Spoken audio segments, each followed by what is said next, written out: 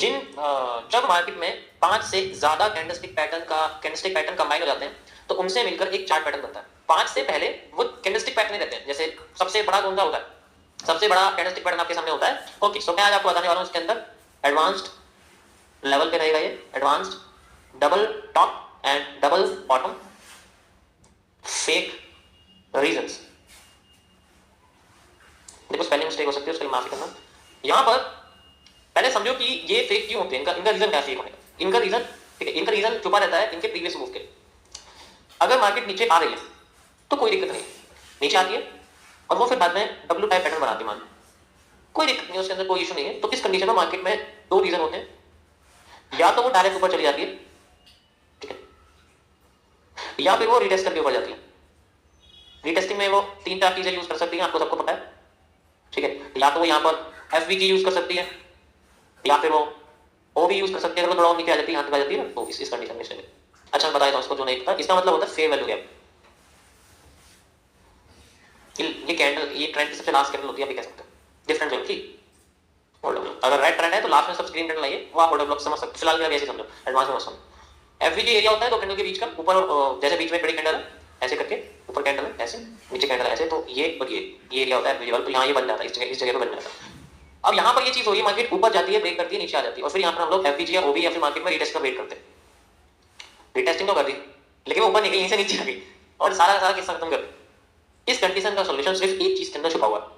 पहले हमें ये जानना होगा कि ये मार्केट ऐसे आ रही थी क्या?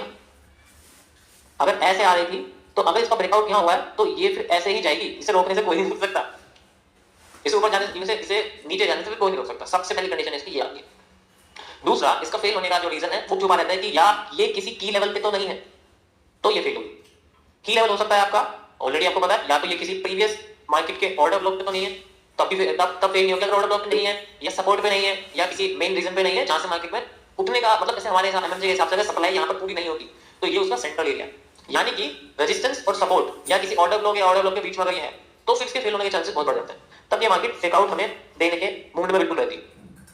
तो ये की लेवल हो सकते हैं आपके, अगर सपोर्ट पे नहीं है, अगर किसी ब्लॉक पे नहीं है, अगर यहां पर इसकी सप्लाई पूरी नहीं हुई है, एक भी चीज अगर नहीं है, तो 78% केसेस में, या 78, या देखो ये एक एवरेज नंबर है जो मैं सारी कैलकुलेशन इसको करता हूं, मेरे को सारी कैलकुलेशन इस नंबर से बैठती है।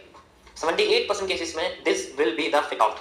आप 80% भी कह सकते हो, बाकी की 20% में काम कर सकते हो। ऐसा तो हो सकता है कि कोई पैटर्न काम ना करे, काम तो कर सकता है, लेकिन उसके काम करने की प्रोबेबिलिटी बढ़ती जाएगी अगर वो किसी की लेवल के पास आता रहेगा। जैसे अगर मार्केट ऊपर से डब्ल्यू बनाती आ रही थी, फेल हो रही थी, फिर डब्ल्यू थोड़ा थोड़ा काम कर रहा था, फिर डब्ल्यू थोड़ा और काम कर रहा था, जैसे ही वो सपोर्ट पे डब्ल्यू पूरा काम कर रहा, ठीक है, डब्ल्यू पूरा काम कर रहा, आप देख सकते हो। ओके, तो यही चीज यहां पर होगी फिलहाल के लिए। अब अगर मान लो ये वाला हिस्सा यहां पर नहीं आ रहा है तो इसका मतलब है कि ये यहां बना ही नहीं है। अब यहां पर जो स्ट्रक्चर है इस डब्ल्यू का वो फिलहाल देखो ये एम पे भी लागू होगा। अगर एम बन रहा है ना, डबल बॉटम डबल टॉप बन रहा है, उसके लिए यही चीज रहेगी। अगर ये हिस्सा ऐसा बन रहा है और फिर मार्केट में जो है हमें गिरावट देखने को मिलती है और फिर मार्केट अपने आप को डब्ल्यू बनाती है, तब इस केस में मार्केट में हमें अपसाइड ही मूव देखने को मिलेगा। इस केस में फेकआउट आने के चांसेस बहुत कम है, बहुत कम, बहुत ही कम है। मैं ये नहीं कह सकता ना के बराबर है, बहुत कम मिलेगी। और फिर ये अपने चैनल में जाने की पूरी कोशिश। तो यहाँ पर रिटेस्टिंग ज्यादातर केसेस में रिटेस्टिंग मिलती है, डायरेक्ट मार्केट पर नहीं जाती। एग्जाम्पल के तौर पर आप कहां जा सकते हो, निफ्टी में जाओ 1 आवर के टाइम फ्रेम पे, और यहां पर आप आके देख सकते हो ये आपके सामने एक डब्ल्यू बना हुआ है, ये वाला दिखा लो, मस्त है, ठीक है, हाँ ये वही चीज है, समझ गए ना। तो इसका फेकआउट डिपेंड करता है मार्केट में कि पिछला वाला पैटर्न इसके साथ कैसे लिंक होगा। ये देखो, ये आपके सामने लाइव एग्जांपल है, ये देखो लाइन पे देखो और सिंपल समझ में आ रहा है। ये दिखा दो, ये दिखा ना सबको, बीच में डब्ल्यू है और जैसे वह जाती वैसे चलेगी और पावरफुल अपने आप को लेके चलेगी। और देखो वह जाई लाइन टाइप पे डब्ल्यू में बहुत अच्छे तरीके से दिखेगा, वह जाई डब्ल्यू बनाया, ब्रेकआउट दिया एंड देन वह बनी गई, इस तरीके से होता है। अब अगर वेज ऐसा है और डब्ल्यू बन रहा है तो वो भी तो नीचे जाएगा। बिल्कुल सिंपल नहीं मिलने वाला आपको, हर जगह कॉम्प्लेक्स मिलेगा, इतनी सारी चीजें मिलेगी, ठीक है। फिर शुरू हो गया वेज डब्ल्यू वेज, ठीक है, देख सकते हो, समझ में आ रहा है कब काम करेगा, पहले ये समझ लो। अगर इसके अलावा कुछ, अगर उल्टा हो गया ना, ये अगर वेज ऐसे ऐसे जा गया ना मार्केट में, ऐसे हो गई, तो डब्ल्यू भी जल्दी फेकआउट दे देगा, वो ज्यादा ऊपर जा नहीं पाएगा, उसकी प्रोबेबिलिटी बहुत कम है। किसी भी मार्केट में आप देख सकते हो, मैं आपको देखो इसमें दिखाता हूँ, ये बिटकॉइन है, इसमें भी आप देखो इजीली आपको समझ में आ जाएगा। ये यहाँ पर डब्ल्यू की वह जैसी है, डब्ल्यू बना फेकआउट देंगे, फिर ऐसे यहाँ तुम्हें सारे डब्ल्यू इस तरीके से दिखेंगे, ये देखो, ये देखो डब्ल्यू दिखा नीचे, क्योंकि इसकी वजह जैसी। और अब यहीं पर ही देखो, यहाँ पर अब यही चीज यहाँ देखो तुम, ये देखो यहाँ कितने साइड W है, दिख रहा है तुम्हें, ये देखो ब्रेकआउट वेज वेज। आइडेंटिफाई करना थोड़ा सा मुश्किल है लेकिन कर सकते हो। अब यहाँ पर मैं आपको बताने वाला हूँ कैंडल्स के कॉन्सेप्ट्स, ठीक है। कैंडल्स के कॉन्सेप्ट से बताऊँ, ये आपको लाइन चार्ट में समझा दिया कि how the fake breakout occurs, why candles का कैसे पता लगेगा, कि कैंडल्स कैसे पता लगेगा, इस बारे में बात करने वाला हूँ। क्या होता है, चलो इसको लाइन नहीं बनाता। जैसे मैं आपको W के बारे में बता रहा हूँ सबसे पहले कि अभी फिलहाल के लिए मार्केट अपने आप को इस तरीके से लेके आती है, ठीक है। और इस जगह पे मार्केट में W बनता है ऐसे करके, ठीक है। अब यहाँ पर मार्केट में कैंडल्स बननी शुरू होगी, मैं आपको दिखा देता हूँ, मैं दिखाता हूँ आपको, ऐसे करके कैंडल्स बनती है, ठीक है।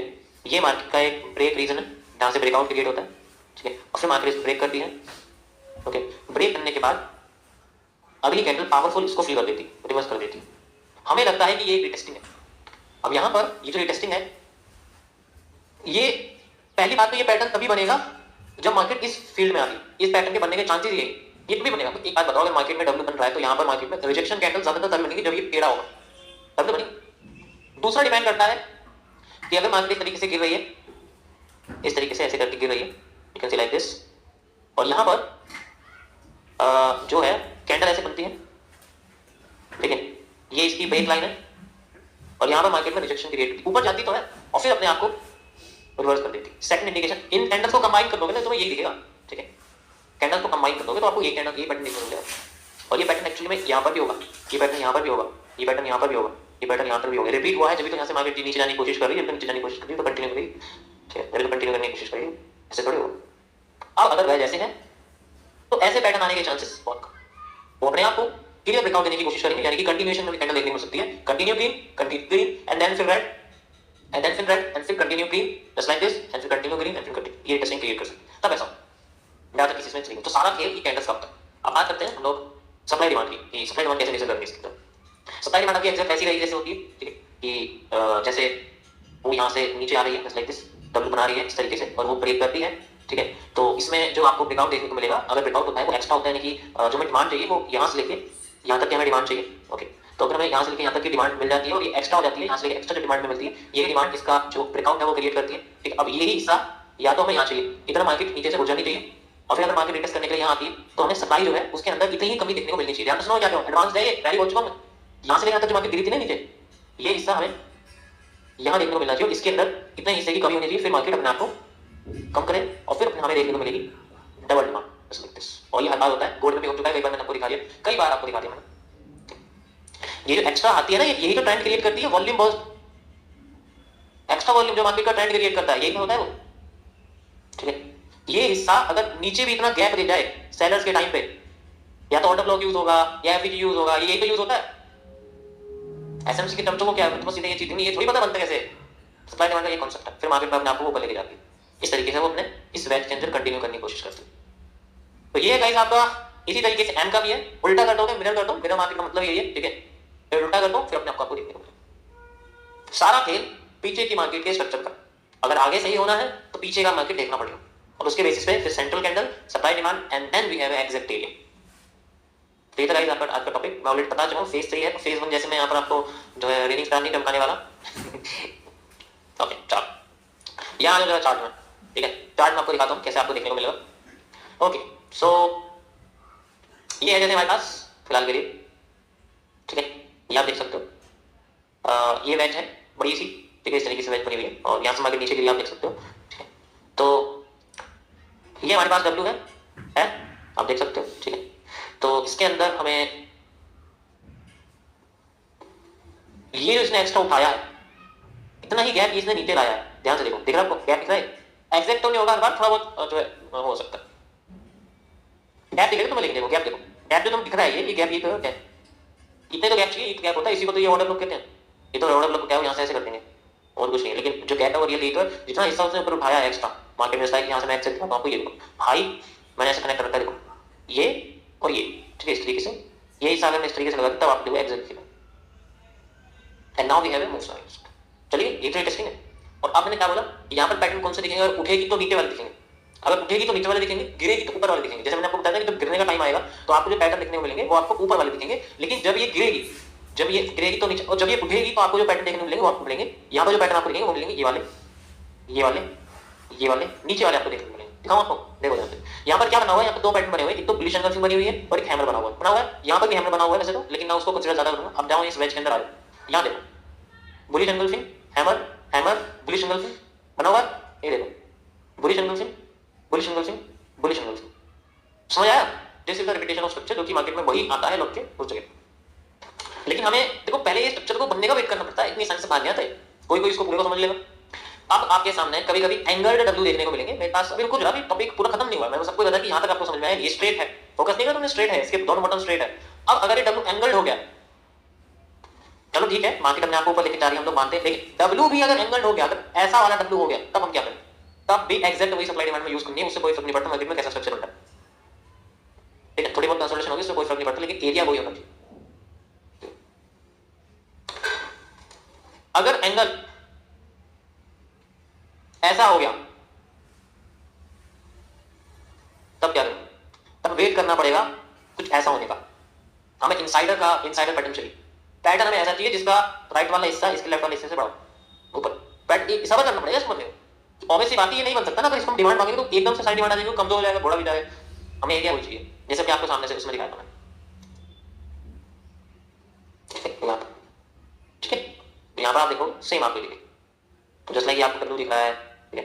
अब देखो यहाँ के सामने जो है ये देखो, अगर मैं बड़ा डब्ल्यू देखूंगा ना ऐसे करके, तो आपको ये इसके अंदर माइनर दिखेगा, माइनर बनने का वेट करना सारा, बड़ा वाला देखो टेढ़ा है ना, टेढ़ा एंगल नहीं देखना है, एंगल हमें ऐसा एंगल चाहिए, पॉजिटिव एंगल चाहिए, ताकि पॉजिटिव नेगेटिव एंगल नहीं चाहिए, पेशेंस का तो खेल है, ये देखो नेगेटिव है ना, लेकिन अंदर इसके पॉजिटिव बन गया, and now move. Inverted head and shoulder का कॉन्सेप्ट यही होता है, इन्वर्टेड हेड एंड शोल्डर का कॉन्सेप्ट यही होता है, वो इसी कॉन्सेप्ट पे काम करता है कि वो पहले वाला एरिया नेगेटिव होता है, लेकिन दूसरा एरिया बनता है उससे भी छोटा, and now we have retesting, फिर मान लो अपने को जिसने इन्वर्टेड हेड एंड शोल्डर समझाया वो ये वाले मूव को समझ सकता है, इन्वर्टेड हेड एंड शोल्डर जो होता है वो इसी तरीके से काम करता है। भाई तुम कुछ भी कर लो, घूम फिर के ना तुम्हें यही आना है, अभी तुम ना किसी और फील्ड में हो, मैं किसी और फील्ड का बनता हूँ, मैं ट्रेडिंग की फील्ड का नहीं हूँ, मैं एनालिसिस की फील्ड का बनता हूँ, अभी तुम्हें पता नहीं है ना, यही है सब चीज यही है, चाहे कुछ भी यही है सब चीज, इन्हीं से मिलकर बनता है सब कुछ। यही चीज एम में होती है, डब्ल्यू में ये है तो एम में भी यही होती है, एम के साथ इस तरीके से होता है।